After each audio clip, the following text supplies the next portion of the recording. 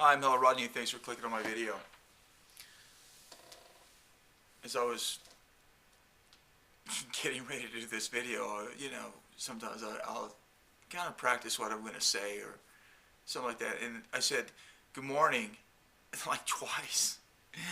I say that sometimes when I get out of bed after taking a nap. So I just got through taking a nap, so I'm feeling pretty good. It's 7:35 p.m. here, so I'll be up pretty late.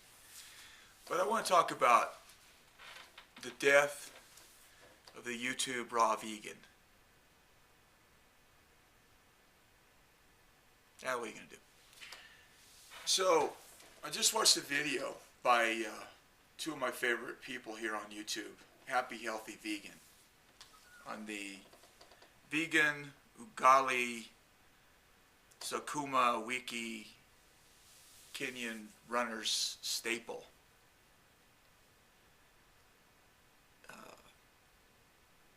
Cooking video. I went down here and I was looking at the comments. Here's a comment for you. I'm not going to mention the person's name, but you can go and check it out if you want. And deaf. I guess that's for definitely. Definitely. Gonna make this one. Going to plate it the same way as well. My brother, a chef, gets aggravated at my transition to a LFHCRV diet. That's an abbreviation for low fat, high carb, raw vegan diet, I think. If that's not right, then this video might be a screw up. But I think that's what it means. I think he views it as too restrictive. Well, he's right. He does get a tad impressed when I make dishes like this, though. So thanks, guys. So they just got through doing a video. Angie just got through doing a video where she cooked the food.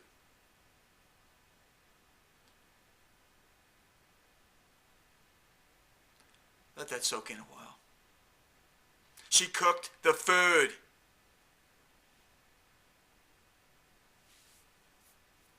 Shame. So, I want to get back to this comment. My brother, a chef, gets aggravated by my transition to a low-fat, high-carb, raw vegan diet. Well, cooked is not raw. So, now her brother's going to be happy that she dropped the R from her diet. Now it's really more of a low-fat, high-carb vegan diet. Skip the raw part. And since I came here to try to find a diet, which I'm having some success, although slowly, but I'm going to be eating eggs. I'm not going to be a vegan, that's for sure.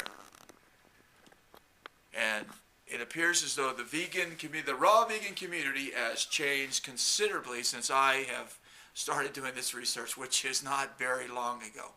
Which also indicates to me that the whole raw food vegan trip is an experiment, because there's no historical reference to this kind of diet, raw vegan diet, fruitarian diet.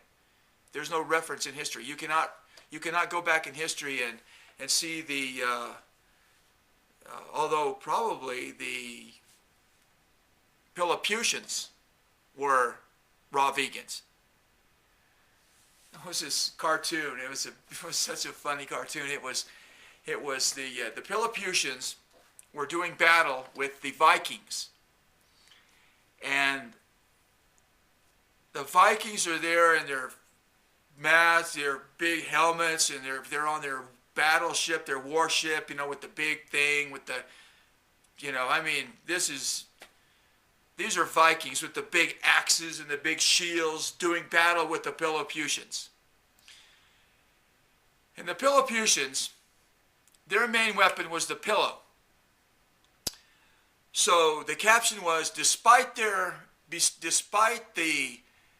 accuracy of the Peloputians' primary and only weapon, the pillow, they were no match for the Vikings. So maybe the Peloputians were, maybe they were raw vegans. So we just haven't discovered the archaeological remnants of that civilization, and I'm sure that once that civilization has been discovered and the digs have been completed, they will be known as raw vegans. But until then, there's no history of it. There's no history of it. And also, I would like to make a comment here which just came into my mind. Before you vegans start preaching to everybody about milk and eggs and cheese and all that kind of stuff, you might want to go to India and line out those gurus over there that have been on a diet which includes the byproducts of cows for some thousands of years, instead of spending your time chastising people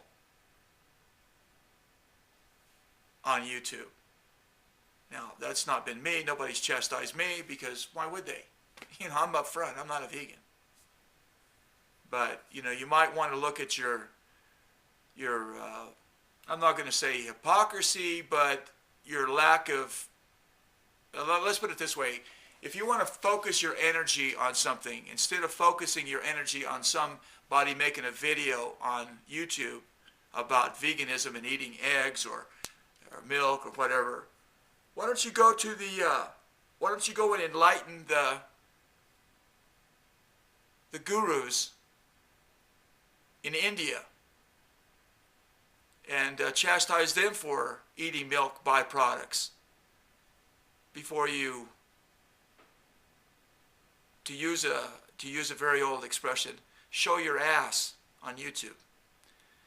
So I think that the raw vegan on YouTube is just about over, because the people in this whole raw food vegan trip,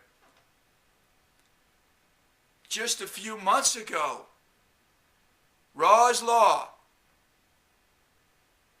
Now maybe the Peloputians were raw, or maybe the reason the Peloputians lost to the Vikings is because they gave up the raw and they were eating starches and potatoes. Which, if I remember right, they did have a rice cooker that was powered by the sun on the ship as they were fighting the Vikings. So that's probably what happened. So this person that wrote this comment,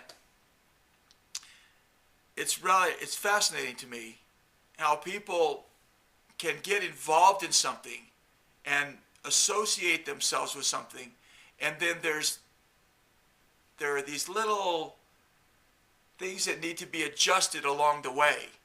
And see, those little things that need to be adjusted along the way, historically speaking, in the context of historical information, those kind of things happen over generations of people.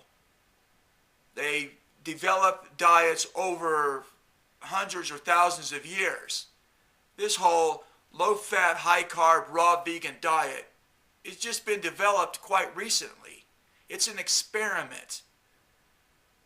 And to prove that the experiment is got wobbly wheels, and probably people are just, you know, already doing what the communists did in Russia, already scrubbing out the stuff that was bad, that made them look bad, rewriting history, sort of like 1984. Let's rewrite history. Pretty soon there will not be anyone who says, oh, at one time I was a raw vegan. They're going to be the ones that are going to be out, because it kind of shows up everybody as a misfire in the experiment. So the person that wrote this comment, I think they're probably going to end up having to drop the R, because I think human beings really like warm food.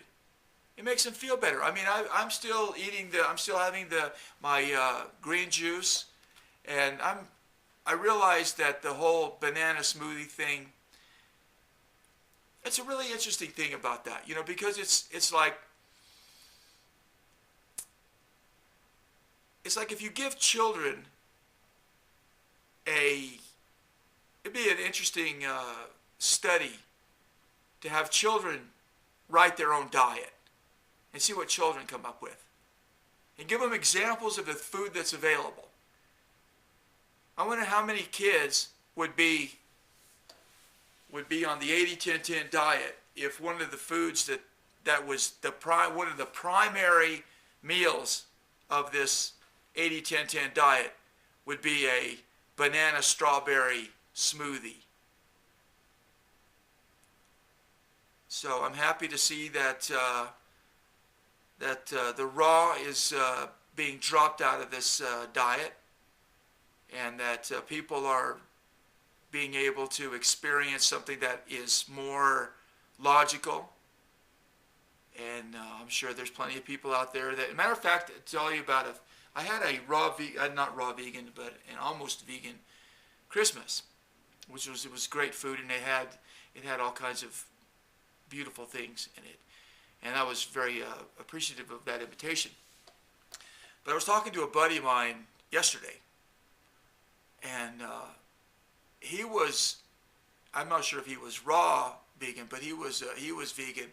And I asked him how come he stopped, because he raises chickens and eats eggs. I know that.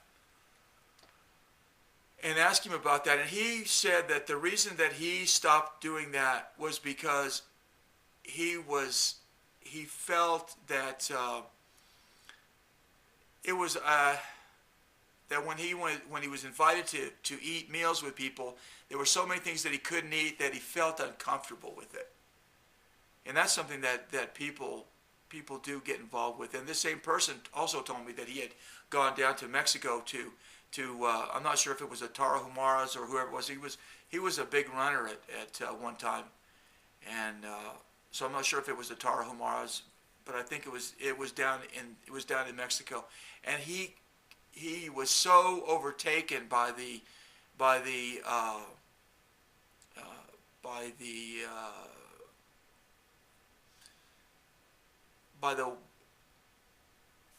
open-heartedness and what is the word? The way they treated him. They were so kind to him and so generous in every way to him that he was overpowered by it, because he didn't feel that he could reciprocate in the same way that they did. I mean, this is a person that's very, very understanding of other people, and he couldn't do the diet because he just, you know, when someone invites you to, matter of fact, the Raw Bros had done a video where they were talking about when they were doing their raw vegan thing, that some people had treated them in such a nice, decent, kind manner, you know, and they were so happy, and they made a cooked meal and had meat in it, they couldn't eat it, and they felt bad about that. And I'm not saying that's a reason not to do your trip if you really think it's the thing to do, but this whole raw vegan thing, as far as I know, the only civilization ever to use it was the Peloponnesians, and, you know, they're not around anymore. I'm Hella Rodney. Thanks for watching, and bye-bye.